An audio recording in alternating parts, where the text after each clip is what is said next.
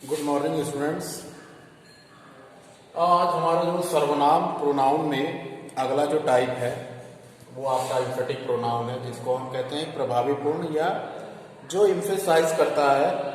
किसको इम्फेसाइज करता है? इम्फेसाइज करता है मैटर ऑफ सेंटेंस को, ना कि क्रिया के कर्ता को, सब्जेक्ट ऑफ ए वर्ब को। तो यहाँ आप देख सकते हैं एम्फेटिक प्रोनाउन जोरदार सर्वनाम। जोरदार सर्वनाम का मतलब है प्रभावी पूर्ण, जो प्रभाव जो जोर डालता हो। किस पे जोर डालता होगा? जो उस सब्जेक्ट के ऊपर, मतलब उस वाक्य का जो विषय है उसके ऊपर जोर डालता है, ना कि कर्ता के ऊपर जोर डालता है।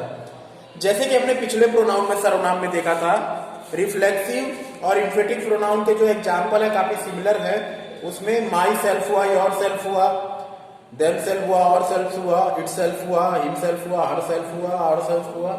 ये सब इम्फेटिक और रिफ्लेक्सिव में तो एक जैसे लग रहे हैं, लेकिन रिफ्लेक्सिव में इसका कुछ और होता है, इम्फेटिक में कुछ और होता है। रिफ्लेक्सिव प्रोनाउन जिसको हम कहते हैं निजतावाचक, रिफ्लेक्सिव प्रोनाउन का क्या होता है कि reflexive pronoun is a pronoun in which the verb reflects subject of a verb in a sentence. It is said to be reflexive pronoun. It is also known as the receiver of an action. और emphatic pronoun में क्या होता है? Emphatic pronoun is such a pronoun which emphasize the matter of sentence, not subject of a verb. It is said to be emphatic pronoun. अब हिंदी में हम दोनों का समझे। रिफ्लेक्सिव प्रोनाउन निजतावाचक, इसमें क्या होता था कि जो वर्ब होता था वो वर्ब का प्रभाव उल्टे सब्जेक्ट मतलब कर्ता के ऊपर पड़ता था। ठीक है, जैसे कि मैंने एग्जाम्पल के रूप में आपको बताया था कि आई किल माई सेल्फ, मैं अपने आप को ही मारता हूं। तो इसमें वर्ब क्या है? किल है। और किल किसको कर रहा है? वो अपने आप को। सब्जेक्ट माई सेल्फ का मतलब होता है स्वयं, अपने आप, और आई का मतलब होता है मैं। तो वापस जो है माई सेल्फ का मतलब जो है वो जो मारने का प्रयास किसको कर रहा है? अपने आप को कर रहा है। तो यहाँ मारने का जो प्रयास है वो कर्ता के ऊपर ही हो रहा है, वापस कर्ता के ऊपर ही उसका प्रभाव पड़ रहा है। तो ये हुआ। लेकिन इम्फेटिक प्रोनाउन में ऐसा नहीं होता। इम्फेटिक प्रोनाउन का मतलब होता है जोरदार वाचक, इसका प्रभाव जो है वो सब्जेक्ट मतलब मैटर, जो सेंटेंस का जो विषय है उसके ऊपर पड़ता है। ठीक है, यहाँ पे दिया हुआ है it is such a pronoun which emphasise the matter of sentence not subject of verb. It is said to be emphatic pronoun. मतलब एक वाक्य के अंदर इम्फेटिक प्रोनाउन का मतलब होता है कि जो इम्फेसाइज करता है, जो जोर देकर या जो प्रभाव देकर उस पर अपने बात को डालता है। किस पे डालता है? वो उस वाक्य के विषय के ऊपर, कि उस वाक्य का विषय क्या है उसके ऊपर किसी चीज को जोर देके कहता है। ठीक है, न कि क्रिया के कर्ता के ऊपर, जैसा कि हमने रिफ्लेक्सिव में देखा था। तो उसे ही हम इम्फेटिक इम्फेसाइज प्रोनाउन कहते हैं। एग्जाम्पल के रूप में मैंने यहाँ लिखा है I will decorate the house this house my self. अब यहाँ आप एक चीज कॉमन पाएंगे जो कि रिफ्लेक्सिव में भी था, माई सेल्फ यहाँ पे भी दिया है, ये भी इम्फेटिक का है, लेकिन यहाँ अंतर एक ही है खाली। वहां पे था कि इसका प्रभाव, क्रिया का प्रभाव कर्ता के ऊपर पड़ता था, मतलब आई के ऊपर। यहाँ इसका प्रभाव इसके ऊपर नहीं पड़ता, यहाँ इसका प्रभाव पड़ता है दिस हाउस। यहाँ अब आप समझेंगे कि आखिर इसका विषय क्या है। इसका विषय है कि मैं इस घर को अपने आप से सजाऊंगा। डेकोरेट का मतलब होता है सजाना, तो इसका मतलब है कि मैं इस घर को अपने आप से सजाऊंगा। मतलब यहाँ विषय है सजाना। किसको सजाना? घर को। तो यहाँ दिस हाउस, तो यहाँ मैटर ऑफ सेंटेंस क्या है? This house, decorate this house. अब घर को सजाना है। अब यहाँ पे सब्जेक्ट ऑफ ए वर्ब भूल जाइए, अब यहाँ मैटर ऑफ सेंटेंस को याद रखिए। तो यहाँ मैटर ऑफ सेंटेंस है घर को सजाना। तो इसलिए यहाँ पे ये इम्फेसाइज किसके ऊपर पड़ रहा है? ये किसके ऊपर इम्फेसाइज कर रहा है? Matter of sentence. Matter of sentence इसमें क्या है? डेकोरेट दिस हाउस, इस घर को सजाना। किससे? अपने आप से। अब यहाँ बदल गया है, इस घर को सजाना। ठीक है, यही चीज होती है। आई विल, ठीक है, I will eat an apple myself. You will eat, you कर लो, you will eat apple yourself. अब यहां देखिए योर सेल्फ एम्फेटिक भी है, रिफ्लेक्सिव का भी है, लेकिन यहां आप क्या है? यहां सब्जेक्ट ऑफ ए वर्ब के ऊपर प्रभाव नहीं पड़ेगा। ठीक है, यहां पड़ेगा एन एप्पल। यहां मैटर ऑफ सेंटेंस क्या है? तुम एक एप्पल अपने आप से खाओगे। तो यहाँ विषय क्या है, एप्पल खाना विषय हो गया। तो अब यहाँ पे एम्फेसाइज किसके ऊपर हो रहा है, एन एप्पल खाने के ऊपर हो रहा है, ठीक है। तो यही अंतर होता है। एक बार फिर रिफ्लेक्सिव प्रोनाउन जो होता है उसका प्रभाव सब्जेक्ट ऑफ ए वर्ब के ऊपर पड़ता है, मतलब क्रिया के कर्ता के ऊपर किसी भी क्रिया का प्रभाव। रिफ्लेक्सिव प्रोनाउन में निजतावाचक का मतलब यही होता है कि उसमें जो भी कर्ता के द्वारा क्रिया की जाएगी उसका प्रभाव उल्टे कर्ता के ऊपर ही पड़ेगा। लेकिन एम्फेसाइज एम्फेटिक प्रोनाउन में यही अंतर है कि एम्फेटिक प्रोनाउन में जो भी कार्य किया जाएगा उसका प्रभाव केवल मैटर ऑफ सेंटेंस मतलब वाक्य के विषय के ऊपर ही पड़ेगा, ठीक है। अब अगला हम लेके चलेंगे इंट्रोगेटिव प्रोनाउन।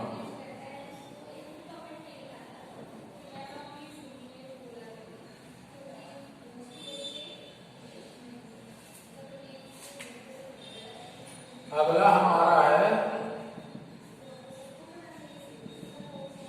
इंट्रोगेटिव प्रोनाउन, जिसको कहते हैं प्रश्नवाचक सर्वनाम।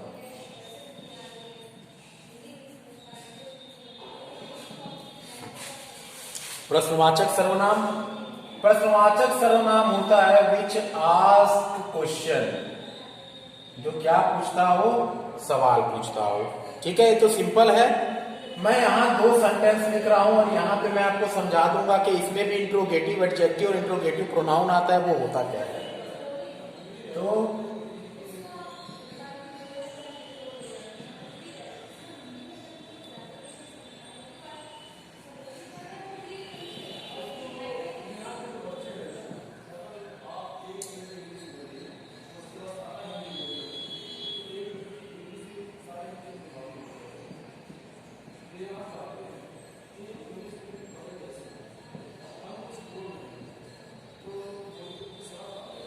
now students you can see here I have written two kind of sentence. One is what, देखिए now our next type is interrogative pronoun, ठीक है। मतलब हमारा जो अगला है वो प्रश्नवाचक सर्वनाम है which ask question, जो सवाल पूछता है। जैसे कि आप जानते ही हैं इंट्रोगेटिव वर्ड्स क्या क्या होते हैं। इंट्रोगेटिव वर्ड्स जो हो गए आपके व्हाट हो गए, वाई हो गए, हाउ हो गए, व्हेन हो गए, वेयर हो गए और एक्सेट्रा, जितने भी रहेंगे वो इंट्रोगेटिव वर्ड्स हैं। These are called interrogative words. Now in interrogative pronoun in Hindi we can say प्रश्नवाचक सर्वनाम। ये होता क्या है, विच आस्क क्वेश्चन, जो सवाल पूछता है। तो इसमें इंट्रोगेटिव वर्ड क्या क्या होंगे, what, why, how, when, where, ये इंट्रोगेटिव प्रोनाउन हो गए प्रश्नवाचक सर्वनाम। यहाँ पे मैंने दो सेंटेंस लिखा है क्योंकि कभी क्वेश्चन आपके सामने उठ सकता है, ठीक है। What advice should I give you? What is your advice? इसमें दो तरह के होते हैं, इंट्रोगेटिव एडजेक्टिव, इंट्रोगेटिव प्रोनाउन। अगर कोई आपसे पूछे, somebody ask you कि what are the difference between interrogative adjective and interrogative pronoun, तो you should have answer, okay, suddenly in front of this person, okay। तो ये मैं आपको बताने जा रहा हूँ। Now I am going to tell you कि what are the difference between interrogative pronoun and interrogative adjective, ठीक है। You just keep in your mind the difference between the interrogative adjective and interrogative pronoun. तो the first sentence what I have written, you can see about the first sentence I have written two kind of sentence. Number one, now you can see here on your board number one example, ये देख सकते हैं आप लोग। यहाँ मैंने दो example लिखा है, यहाँ आप देख सकते हो। अब मैं इसमें आपको बताने जा रहा हूं बाइफरकेट करके कि ये दोनों सेंटेंस में which one is interrogative adjective and which one is interrogative pronoun. So you just look at here.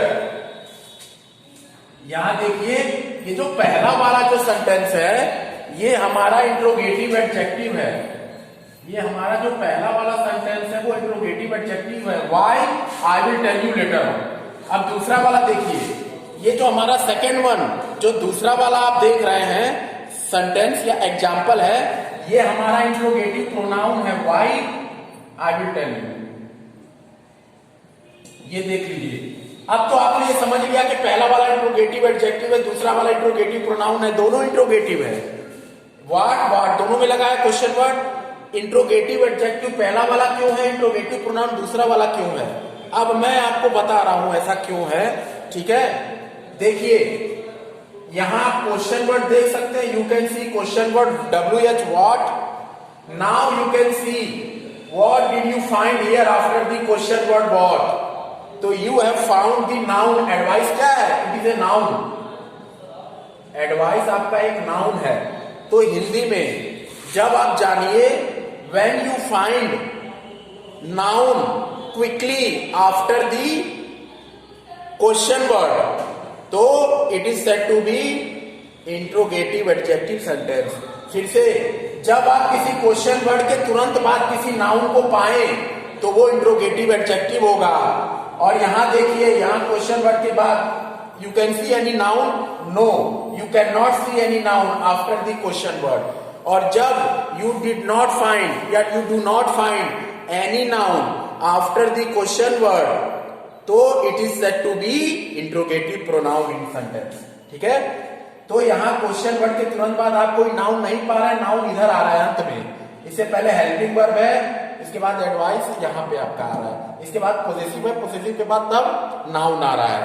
तो यहां क्वेश्चन वर्ड के तुरंत बाद नाउन नहीं आ रहा है, तो ये आपका इंट्रोगेटिव प्रोनाउन नहीं होगा. एक बार और, जब आप किसी क्वेश्चन वर्ड के तुरंत बाद जब आप किसी क्वेश्चन वर्ड के तुरंत बाद किसी नाउन को पाएंगे, जैसे कि ऊपर वाला, यहां क्वेश्चन वर्ड के तुरंत बाद आपने नाउन पाया तो ये इंट्रोगेटिव एडजेक्टिव होगा. और जब आप क्वेश्चन वर्ड के तुरंत बाद किसी नाउन को नहीं पाएंगे तो वो इंट्रोगेटिव प्रोनाउन होगा. और इंट्रोगेटिव सर्वनाम आप जानते हैं, विशास क्वेश्चन जो सवाल पूछता हो, इंट्रोगेटिव वर्ड आप जानते हैं, what, why, how, when, where और एक्सेट्रा. ओके, तो these are called interrogative pronoun. Now we see demonstrative pronoun. Do not see here and there, just look at the board. Demonstrative pronoun, ठीक है, जिसको हम बोलते हैं संकेतवाचक.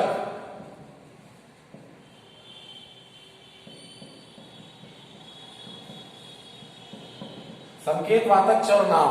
What is the संकेतवाचक सर्वनाम? तो guys, you just see here, I am going to write the definition in English. I have already sent you the notes in Hindi and English in both language. Okay, English is also must because you are learning English. Okay, so everything will be in English, but Hindi is also very important. Okay, you just do not forget Hindi, and you should also not forget English. Both the language is very important. So now I am going to write the definition of demonstrative pronoun. अब मैं लिखने जा रहा हूं संकेतवाचक का definition. It is such a pronoun which indicates या demonstrates, which indicates or demonstrates to a person, place and things. ठीक है. डेमोन्स्ट्रेटिव प्रोनाउन वो होता है संकेतवाचक जो किसी व्यक्ति, वस्तु या स्थान की तरफ इशारा करके बताता हो, उसी को हम संकेतवाचक कहते हैं. एग्जाम्पल आपका दिस हो गया, दैट हो गया, दीज हो गया, दोज हो गया, ये सब किसके एग्जाम्पल है? डेमोन्स्ट्रेटिव के. ठीक है. अब देखिए यहां पे भी आपका दो होता है, एक होता है डेमोन्स्ट्रेटिव प्रोनाउन, एक होता है डेमोन्स्ट्रेटिव एडजेक्टिव. सब चीज को जानना बहुत जरूरी है, कोई भी पूछ सकता है आपसे. तो नंबर 1, ठीक है,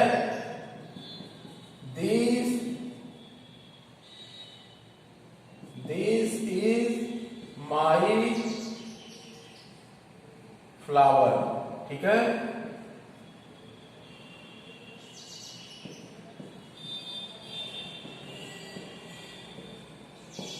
अब यहां देखिए, अब यहां हम डेमोन्स्ट्रेटिव देख रहे हैं तो उसके बारे में ही चर्चा करें. ऊपर देखिए, ये देखिए वर्ड दिया हुआ है ना दोनों में, यहां पे वही चीज होगा. अगर इन वर्ड के तुरंत बाद कोई नाउन आता है तो डेमोन्स्ट्रेटिव एडजेक्टिव, और इस वर्ड के तुरंत बाद कोई नाउन नहीं आता तो डेमोन्स्ट्रेटिव प्रोनाउन. ऊपर वाले में देखिए इस वर्ड के बाद कोई नाउन आया नहीं, तो इसका मतलब नाउन आया इधर रुक के, तो ये हो जाएगा आपका डेमोन्स्ट्रेटिव प्रोनाउन. क्या हो जाएगा? क्यों होगा? क्योंकि इसके तुरंत बाद कोई नाउन नहीं आया. लेकिन यहां देखिए इसके तुरंत बाद बुक, बुक क्या है? नाउन है. तो जब इसके तुरंत बाद कोई नाउन आ रहा है, जब इस वर्ड के तुरंत बाद नाउन आ रहा है, तो वो आपका क्या हो जाएगा, डेमोन्स्ट्रेटिव एडजेक्टिव हो जाएगा। ठीक है।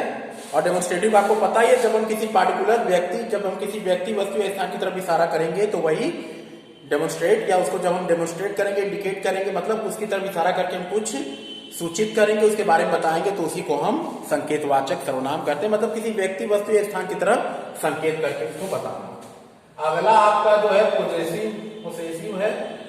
पोसेसिव प्रोनाउन क्या होता है देखो। पोसेसिव प्रोनाउन होता है संबंधवाचक।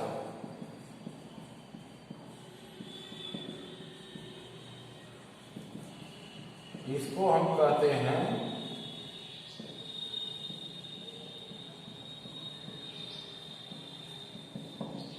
संबंधवाचक सर्वनाम। संबंधवाचक सर्वनाम जो होता है वो क्या होता है, it is such a pronoun, it is such a pronoun which shows possession। Sorry, संबंधवाचक नहीं होता, माफ करिएगा, ये होता है अधिकारवाचक। संबंधवाचक रिलेटिव प्रोनाउन को करते हैं, ये होता है अधिकारवाचक।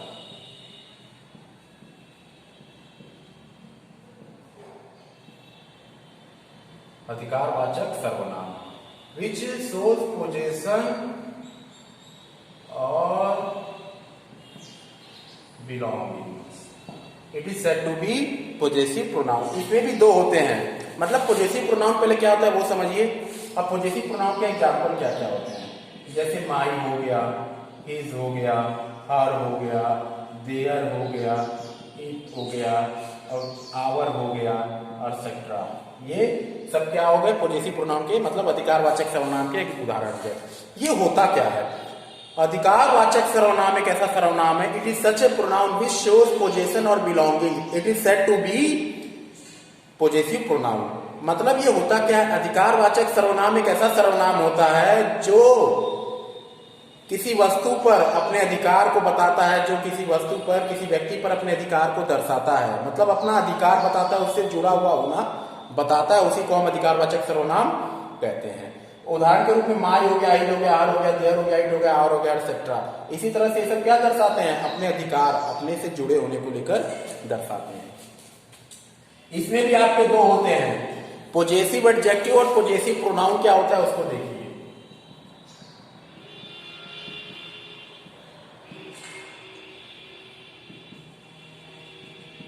That is my horse.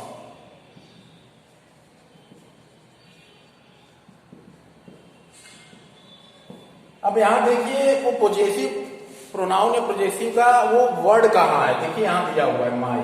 अब इससे हम लोग मैटर करेंगे।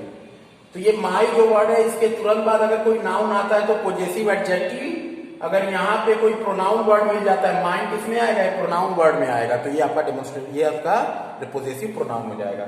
ठीक है, तो ये आपका हो गया पोजेसिव एडजेक्टिव। क्यों, क्योंकि इसमें my, his, her, our, their, it के तुरंत बाद कोई नाउन आए, तो यहाँ माई के बाद नाउन आया है, हॉर्स क्या है, नाउन है, तो ये हो जाएगा पोजेसिव एडजेक्टिव। और यहाँ देखिए, यहाँ पे माइंड ये प्रोनाउन है, ये अपने आप में क्या है, प्रोनाउन है, तो ये ऑलरेडी आपका पोजेसिव प्रोनाउन हो जाएगा।